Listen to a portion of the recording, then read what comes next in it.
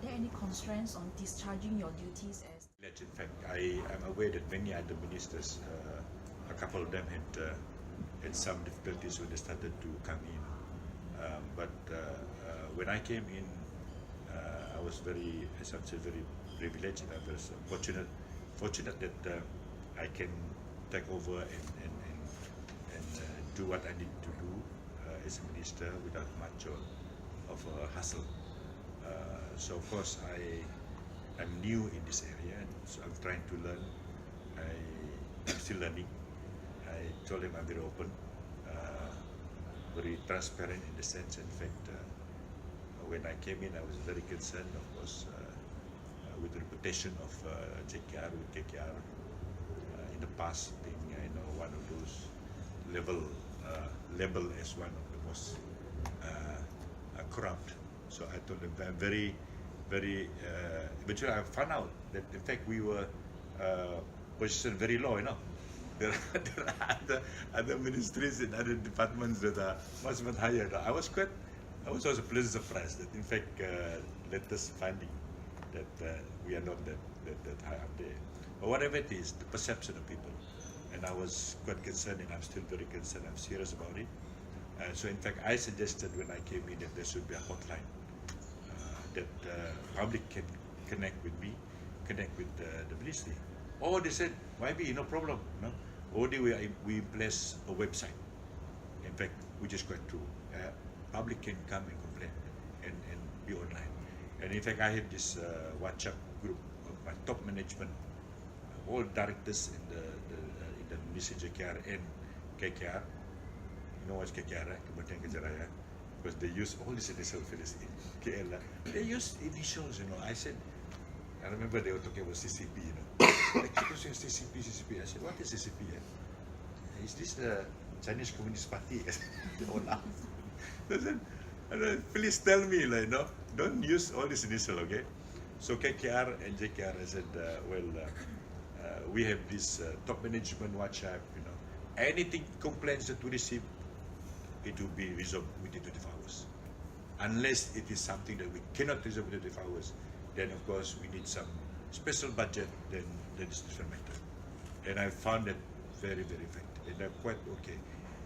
Sarawak, Sabah included, but I got some restrictions on Sarawak because JKR in Sarawak are, Sabah Sarawak are accountable to the respective state government. In Semenanjung, all the state JKR under federal. So that's the difference between Sabah and Sarawak.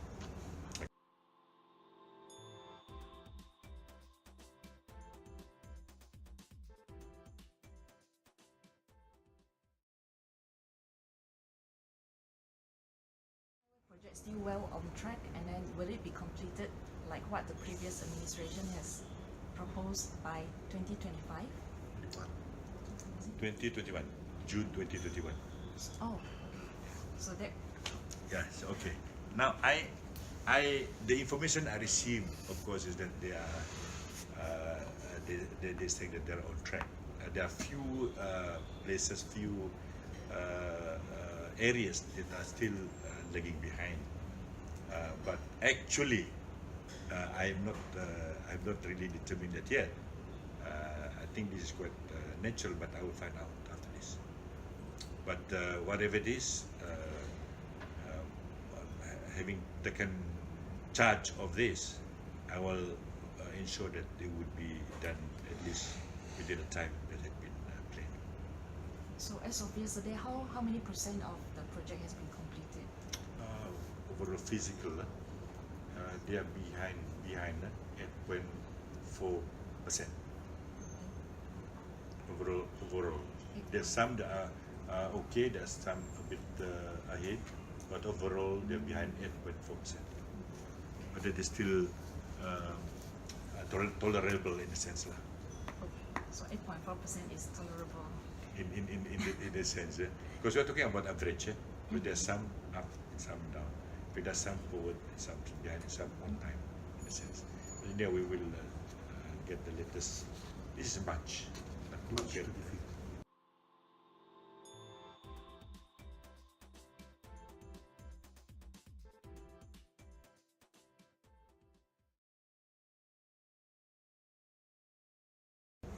Does your ministry have any specific future development projects for Sarawak?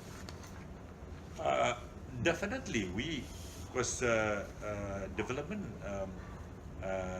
is an ongoing thing. Yeah, it's an ongoing thing. It's yearly budget thing, and of course, we're talking about mega projects. Yeah, we're talking about big projects. So every year you would be able to get in a very special request for like. Kuching, for example, there is an application to like Taraf, Kuching Siren Road, you know, that patch of road. You can have that kind of application from various parts of Sarawak. So what we do is when this come up, and normally this is the system that I just found out too, in terms of infrastructure, every state would submit their plan and the suggestion, the proposal to the federal KKR, and they will prioritize their application and the projects. So 1, 2, 3, 4, 5. Then at our federal level, then we'll pick up the top priorities of the project from the state. You know, so it's not a piecemeal kind of thing.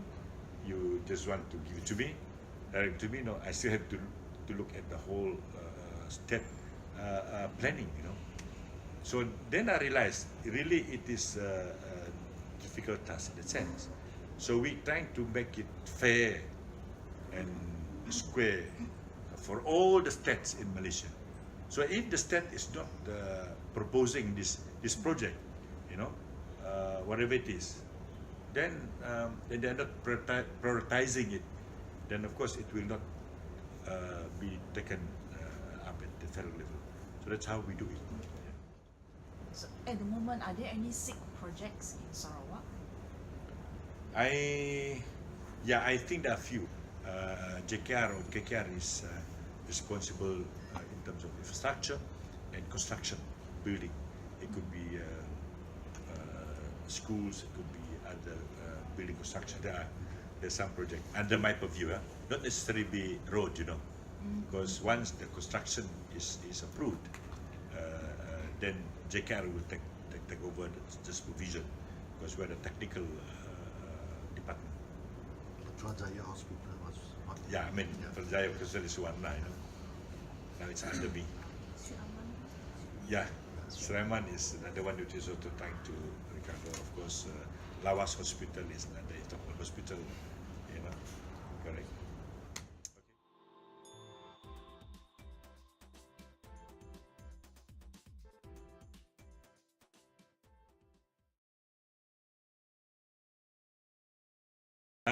Definitely, notwithstanding that I'm at the federal, and you are very aware too that the land is under the state purview.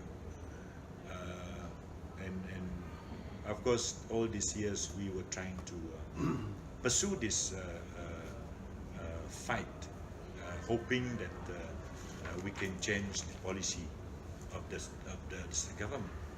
And only there's no two ways about it. To me, because if you want to change this policy pertaining to land rights, you must change the government that passed the policy. So we tried very much in our position as opposition then in the state. Of course, one is of course the proposal for the amendment of the land code, and of course eventually it came up, but then unfortunately it was not up to expectation. When I tried the amendment earlier on, I was accused of saying that it is just a small portion of the land code, and there was a suggestion that there's many other sections of the land code that need to be amended. But when it was passed, when it was brought before the truth, it was not really the comprehensive, holistic amendment. In fact, it was still on one issue. So, so those were the days, and I think the journey that I had and trying to change that to the state Now that I'm in federal, the fight is still on. In fact, the only thing that I can't appear in court, but in fact there is a review of Tuai Rumah Sanda that is coming up. I think next month, if I'm not mistaken. Of course, my lawyers will be taking up. My firm is taking up in the federal court. Review of Tuai Rumah Sanda would be a review of revisiting the same issue of Papek Manoa, Pulau issue on NCR. Eventually, of course, I still hope and really for the future that, as I've said, that if we can change the government, that will be the fastest way of getting what we want. So it is still in place, it is still in the plan. Inshallah, as they said, that we can do that through the change of government.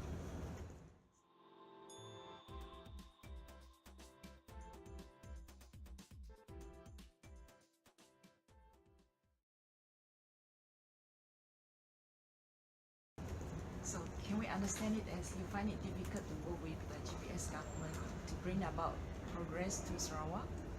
In terms of progress, I think if we are, I've said this before. I've said it before. In fact, the first time I remember a reporter asked me, how do I feel, after I took my oath of office in 2011. I said, it dawned upon me, when you read our oath of office, it says that we pledge to uphold the rights of Malaysian citizens, under the federal constitution. I don't know what they state about the state constitution, but under the federal constitution, the state constitution, something like that, Then I said, if we really sincerely, all the YBs, we are doing this and hold true to our oath, that there is not much room for disagreement. When you talk about progress, we talk about development for the people. We are talking about the same thing, So the only problem is when we politicize it. But if we avoid that and we really fight for the progress and the good of the people, I think there is very little room for dispute. So when you pose that question, I remember this because to me, I would like to see progress, development in the state. If GPS see it the way I see it, there's no dispute about it. I don't think there should be any disagreement with that. That's why I even mentioned that. I remember at one of my interviews after I took over, I said the same thing. I said, look, I can work together with the state government if they see things the way I see it, and we should cooperate together to advance the development in the state. So we never. It's not right for us to politicize development in project. So I'm ever ready, and as far as it is under my purview. And of course, I do receive, as far as JKR is concerned, at the moment we're working very well with JKR Sarawak, the officers that are there, the Pangara. I came here with this. I had they invited me. We have a dialogue, I think, at least 2-3 times, something like that. And they're very open. And in fact, they also came to my office in KL.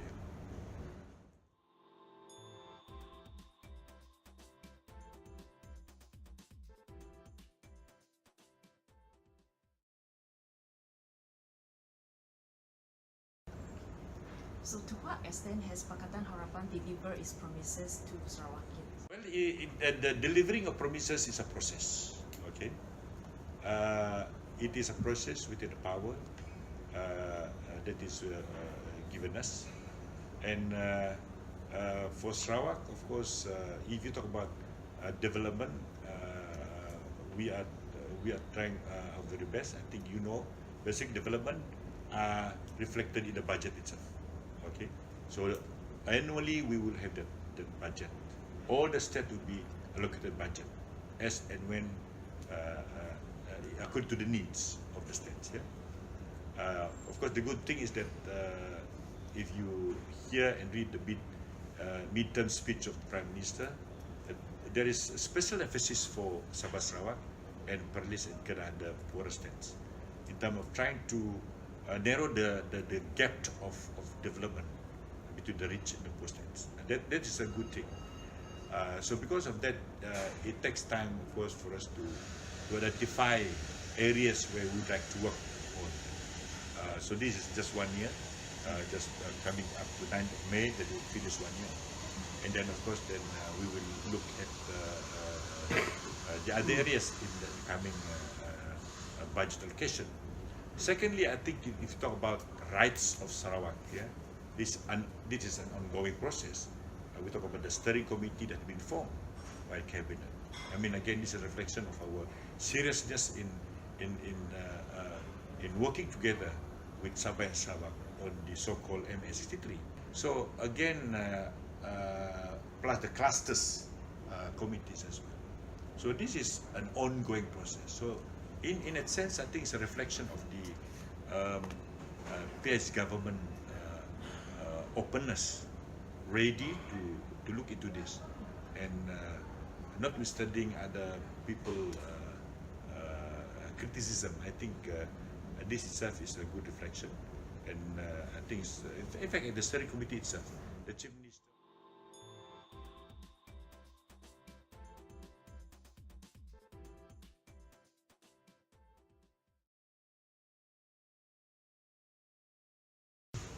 Well, I think the most important thing for us to do now is to disseminate our message, okay, to the ground. Now, we must be very clear of what that message is. Now, to me, the message is very clear. The message is this: that we are in the government now, at the federal, and we are the government of the day. And the problem with our people, especially the Longhouse people, and this I found out in Cameron by-election, people are still thinking that we are the opposition. And in the Cameron by-election, Pahang is still, Bian is still the government of the day. And really it's a challenge, you know. It's a change of mindset. And I think how do we send this message and share this message is, of course, a challenge, like changing a mindset, perception of the people, you know. And I go to the longhouses still now, and I hear this same problem in Sarawak, you know. Because to me this is important. Our people, all these long years, how many years now we are in Malaysia? Since 63, being in Malaysia, 50 over years, the perception of people and the attitude towards the government. Our people they are respectful of government, of the institution itself. So that's why the phrase "Anang laban perintah" is very true in a few years back. Some people say that, you know, you cannot go against the government, which is, strictly speaking, is true, you know. We only go against the political parties that runs the government, that become the steward of the government of the day. But the government per se, you cannot go against it. You cannot destroy the government. I mean, that's my principle too. But then, a lot of people don't see the difference between political party and the government itself. The civil servants, and you know, and those are the people that would stay forever. But political parties that come in and administer and take control of the government would change.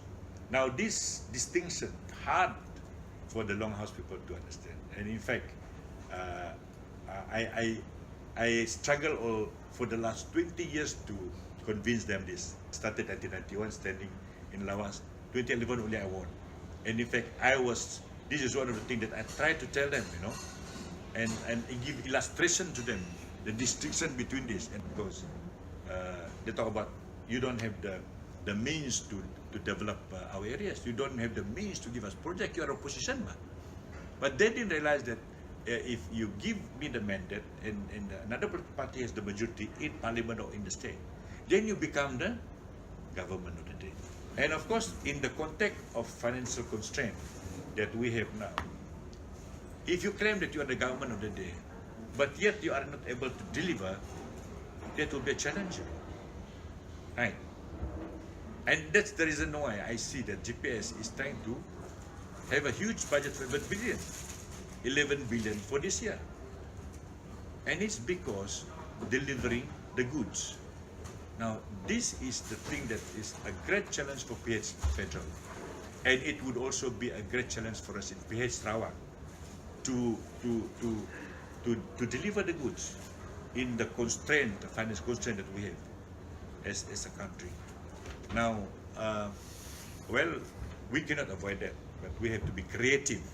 This is how I look at it. We have to be creative in delivering the goods, as it were, where people can feel it.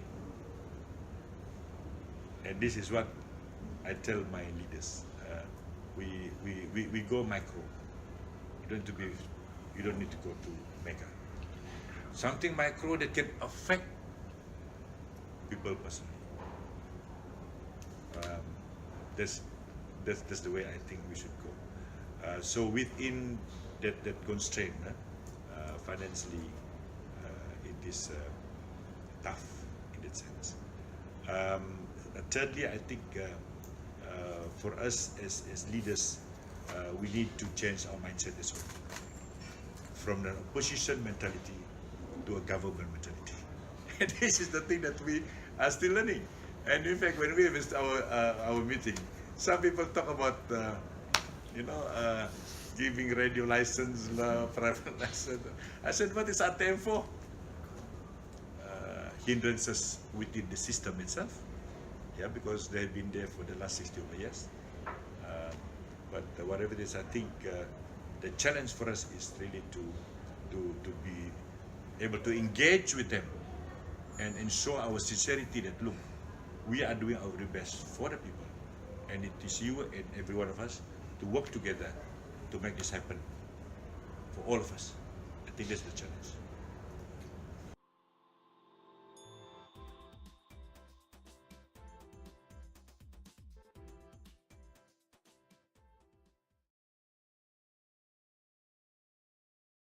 I was posed this many years back. I remember during the time of the by-election in Kawan when in Kajang by-election. Kajang by-election, I remember at the press conference they asked me the same thing about this. SKM and then S4S. What is my opinion? I said it's a difficult route to take. You know, you talk about secession. They talk about keluar dari Malaysia. I said that is the difficult route to take.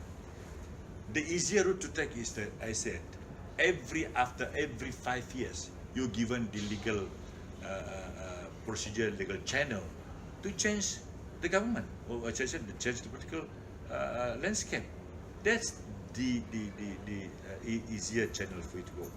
Now, having said that, we must recognize that this is the sentiments reflected by Sarawakians and Sabahan because we have been neglected for the last 60 over years or 50 over years in Malaysia. It is the reflection of their dissatisfaction, basically, you know, and therefore the government must look at this movement from that perspective. That's how I look at it. Of course, when we look back now with all the resources that we have, you know, the oil and then then we had a lot of forest. Then we have timber as one of the main sources of our income as a state. Then definitely we would say that, look, why didn't we become independent? But then when we formed Malaysia, we didn't know about all this because the minyak only discovered after that, as Tun says, you know. But then I think we should review, or we should study and examine why this movement starts, why people feel like that. Then you address the root cause of it. That's how I look at it. And I think if we are dealing with it, I think we're grabbing the bull by the horn, as it were. That's why we have the study committee. So we have the technical committee. and then there's no reason for us to pursue this kind of. I know there's few people that are having that kind of mindset, but let's be practical, okay? Let's be practical. It's not that's not the easier route to take.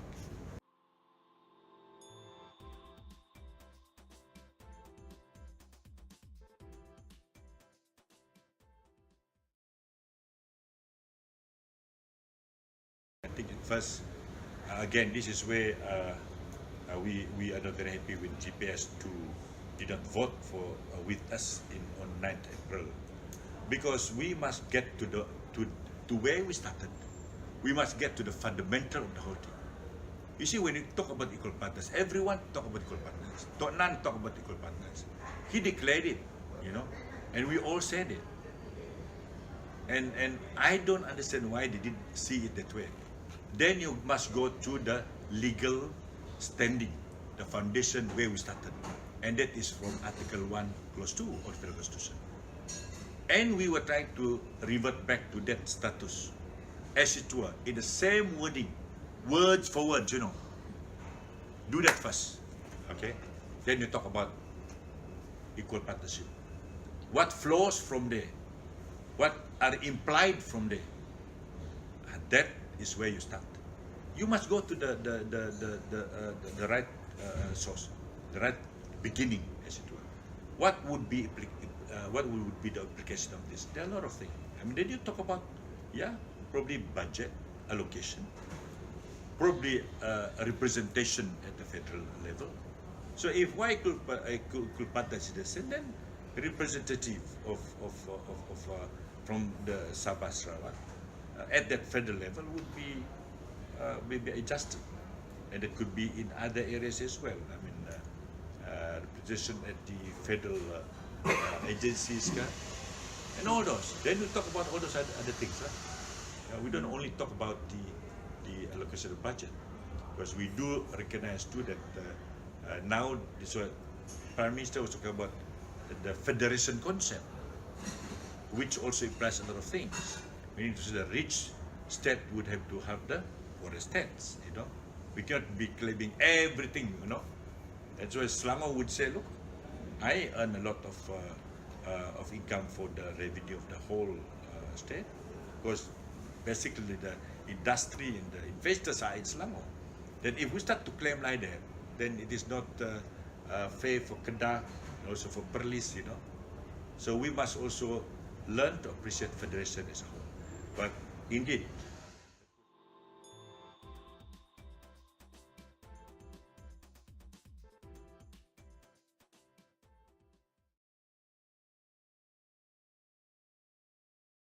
those 1602 issue, I said in my statement, very, very, I asked myself, why was that issue being raised when we formed Malaysia in 1963? That is when the Federal Constitution was drafted. Then when it was amended in 1976, why was that not even raised? Right? Now, don't tell me that the framers of the Federal Constitution were stupid lawyers. There must be some intention, specific reason for that. So when I read Articles 160, 161, and I take a few more articles there is some reference to the Federation of 1957, the word federation there. So I don't want to argue and debate, but my point is this.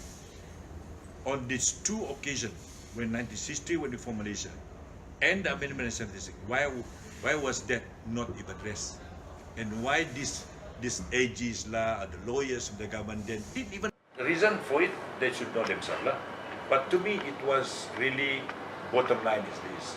I think they were not given the credit if it goes through. Basically, simple thing. So that's why I said this more politics in that sense. So I feel very seriously that they should have voted just like the Sabahan team. I really admire them.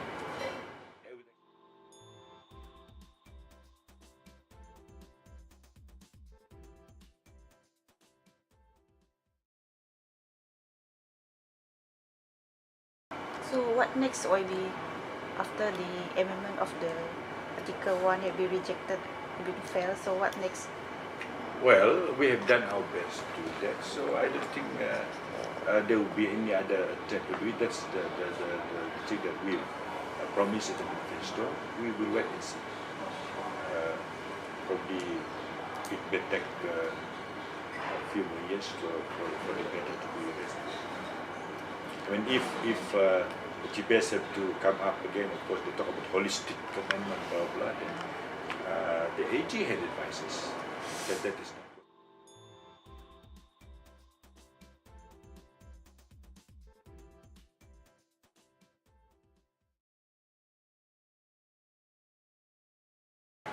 Thank you so much for supporting us.